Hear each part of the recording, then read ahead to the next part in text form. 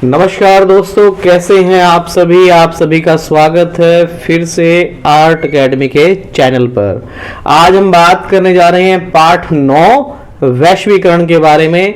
तो चलिए शुरू करते हैं। पहला प्रश्न, पूंजीवाद से आप क्या समझते हैं? पूंजीवाद किसे कहते हैं? पूंजीवाद शब्द दो शब्दों से बना है, पूंजी और वाद। पूंजी का अर्थ है धन, संपत्ति, संसाधन, और वाद का अर्थ है विचारधारा।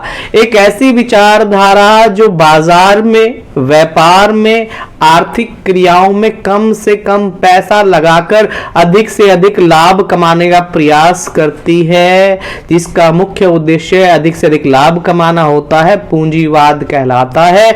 इसको ही अंग्रेजी में कैपिटलिज्म कहते हैं। और आज विश्व भर की आर्थिक क्रियाएं पूंजीवाद पर ही आधारित हैं और सभी देश कहीं ना कहीं पूंजीवाद पर ही आधारित हैं। अमेरिका, फ्रांस, इंग्लैंड, ये सभी पूंजीवादी देश हैं। हमारा अगला प्रश्न है, समाजवाद किसे कहते हैं? समाजवाद का शाब्दिक अर्थ है समाज कल्याण की विचारधारा। समाजवाद शब्द दो शब्दों के योग से बना है, समाज और वाद। समाज का अर्थ है सभ्य मानव जाति और वाद का अर्थ है विचारधारा। एक ऐसी शासन व्यवस्था जहां की सत्ता, जहां की सरकार, जहां के शासक देश का कल्याण के लिए, समाज के कल्याण के लिए ऐसी विचारधारा को स्थापित करते हैं कि गरीब से गरीब लोगों तक 5 मूलभूत वस्तुएं, भोजन, वस्त्र, शिक्षा, स्वास्थ्य, आवास की स्थापना हो सके। और यदि कोई योजना, यदि कोई कार्यक्रम और यदि कोई स्थिति स्थापित की जाती है तो उसका मुख्य उद्देश्य है समाज के गरीब से गरीब लोगों तक कल्याण की स्थापना करना होता है। तो इस विचार पर आधारित व्यवस्था समाजवाद कहलाती है। इसको सोशलिज्म के नाम से भी जाना जाता है और यह कल्याण आधारित व्यवस्था है। और हमारा अगला प्रश्न है, साम्यवाद किसे कहते हैं? साम्यवाद का अर्थ है कम्युनिज्म, यानी मार्क्सवाद पर आधारित विचारधारा। साम्यवाद का विचार 17वीं शताब्दी में कार्ल हेनरी मार्क्स ने दिया। मार्क्स के अनुसार हमारा समाज 2 भागों में विभाजित है, अमीर और गरीब। अमीर संसार में थोड़े से व्यक्ति हैं, यानी कि मात्र 10%, परंतु इनका समाज की, संसार की 90% पूंजी पर अधिकार है और ये अपनी पूंजी के आधार पर लोगों का भरपूर शोषण करते हैं। पूंजी के बदले और अधिक पूंजी कमाते हैं और अधिक लाभ कमाते हैं। और 90% लोगों के पास पूंजी नहीं है, उनके संसाधन केवल 10% हैं और इस आधार पर वे ना चाहते हुए भी अपने शोषण को मजबूर हैं। कुल मिलाकर एक ऐसी विचारधारा जहां पर पूरी तरह से लोग अमीरी और गरीबी बटे हुए हैं।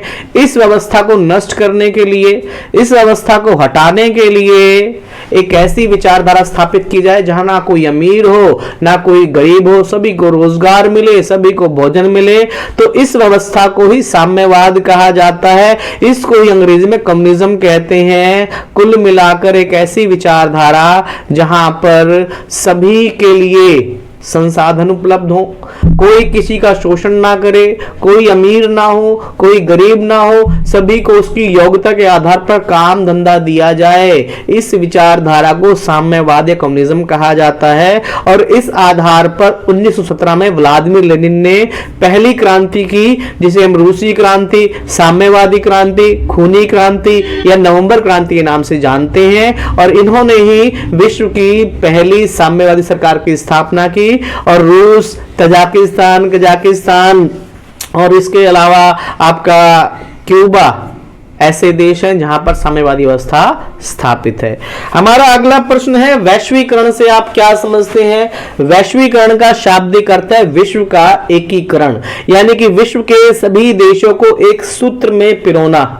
इसे अंग्रेजी में ग्लोबलाइजेशन कहा जाता है। कुल मिलाकर एक ऐसी विचारधारा जिसमें एक देश को विश्व के अन्य देशों के साथ राजनीतिक, आर्थिक, सामाजिक, व्यापारिक और सामरिक आधार पर जोड़ दिया जाता है, वैश्वीकरण कहलाता है। आज कोई भी देश पूरी तरह से आत्मनिर्भर नहीं है। एक देश को अपनी विभिन्न जरूरतें पूरी करनी होती हैं। इन्हीं जरूरतों को पूरा करने के लिए एक देश को विभिन्न देशों के संबंधों की स्थापना करनी पड़ती है, तो इस आधार पर स्थापित किए गए संबंध वैश्वीकरण के अंतर्गत आते हैं और आज सभी वैश्वीकरण से जुड़े हुए हैं। इसको अंग्रेजी में ग्लोबलाइजेशन के नाम से जाना जाता है। हमारा अगला प्रश्न है एमएनसी क्या है, एमएनसी की फुल फॉर्म क्या है। एमएनसी की फुल फॉर्म है मल्टीनेशनल कंपनीज, यानी कि बहुराष्ट्रीय निगम। वे सभी बड़ी कंपनियां जिनकी इकाइयां एक से अधिक देशों में स्थापित हैं और पूरे विश्व में उनकी सेवाओं को, उनकी वस्तुओं को बेचा जाता है, मंगाया जाता है, खरीदा जाता है, तो इसको एमएनसी कहा जाता है। जैसे आपका Coca Cola, Microsoft, KFC, McD, Adidas आदि इसके उदाहरण हैं। हमारा अगला प्रश्न है भारत ने वैश्वीकरण को कब अपनाया। भारत ने 1990 के आर्थिक संकट के बाद आरबीआई की सलाह पर, विश्व बैंक के कहने पर भारत ने 1991 में वैश्वीकरण को अपनाया और ना केवल वैश्वीकरण को अपनाया बल्कि इसने 3 नीतियां अपनाई जिसे हम एलपीजी के नाम से जानते हैं, यानी कि लिबर्टी, नंबर 2 प्राइवेटाइजेशन और नंबर 3 ग्लोबलाइजेशन। यानी कि 1991 में भारत ने अपनी आर्थिक नीतियां चेंज की और ये आर्थिक नीतियां बदलकर क्या हो गई, एलपीजी। हमारा अगला प्रश्न है एनजीओ की फुल फॉर्म क्या है। एनजीओ की फुल फॉर्म है नॉन गवर्नमेंट ऑर्गेनाइजेशन, यानी कि गैर सरकारी संस्थान। वे सभी संगठन जो स्वेच्छा से समाज की समस्याओं को दूर करने के लिए कार्यरत हैं, ऐसे संगठनों को एनजीओ के नाम से जाना जाता है।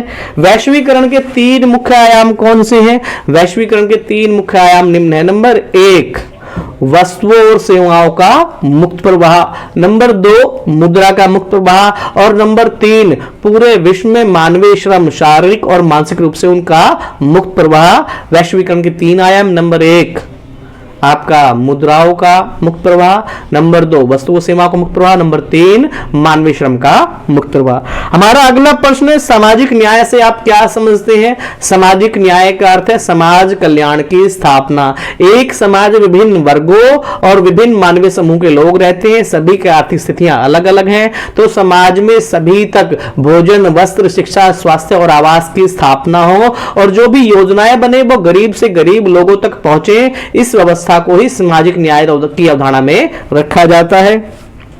हमारा अगला प्रश्न है मैकडोनाल्डीकरण से आप क्या समझते हैं।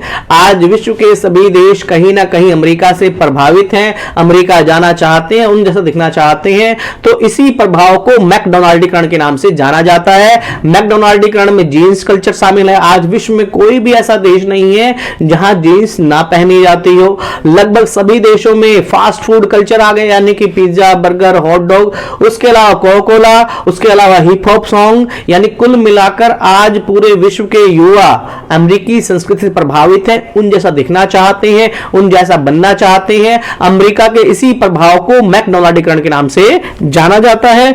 अगला प्रश्न है WSF की फुल फॉर्म। WSF की फुल फॉर्म है वर्ल्ड सोशल फोरम। अगला प्रश्न है वैश्वीकरण का देशों पर क्या प्रभाव पड़ा है। वैश्वीकरण के फलस्वरूप आज अमीर देश अमीर होते जा रहे हैं, गरीब और गरीब होते जा रहे हैं। विशेष रूप से वे अमीर लोग जिनके पास पूंजी की एक सीमित व्यवस्था थी, आज वो पैसे का अथाह भंडार खड़े कर चुके हैं, जबकि गरीब देश, गरीब लोग, गरीब किसान, गरीब मजदूर वैश्वीकरण से सर्वाधिक प्रभावित हुए हैं। हम कह सकते हैं कि वैश्वीकरण एक ऐसी व्यवस्था है जिससे बड़ी मात्रा में गरीब देशों को, तीसरी दुनिया के देशों को, पिछड़े देशों को हानि हुई है, क्योंकि वैश्वीकरण के सहारे बड़े देशों ने अपने व्यापार को गरीब देशों में फैलाया है और वहां के लाभों को अपनी ओर स्थानांतरित कर दिया है। वैश्वीकरण शब्द क्या व्यक्त करता है। वैश्वीकरण शब्द का अर्थ है पूरे विश्व को व्यापार के सूत्र में पिरो देना। हमारा अगला प्रश्न है सामाजिक सुरक्षा कवच से आप क्या समझते हैं। किसी भी समाज में विभिन्न प्रकार के लोग, विभिन्न प्रकार के मानवीय समूह रहते हैं, उनकी आर्थिक और सामाजिक स्थिति अलग अलग होती है, तो सरकार के द्वारा गरीब से गरीब लोगों तक आवश्यकता की सभी चीजें मुहैया कराई जाएं, इसको ही सामाजिक सुरक्षा कवच कहा जाता है। यानी कि समाज में जितने भी गरीब लोग हैं उन तक भोजन, वस्त्र, शिक्षा, स्वास्थ्य की पहुंच हो और सरकार समय समय पर यह भी जांच करती रहे कि क्या वास्तव में गरीब लोगों तक सहायता पहुंच रही है, तो इस अवधारणा को ही सामाजिक सुरक्षा कवच कहा जाता है। तो प्यारे बच्चों, आज के लिए इतना ही। धन्यवाद।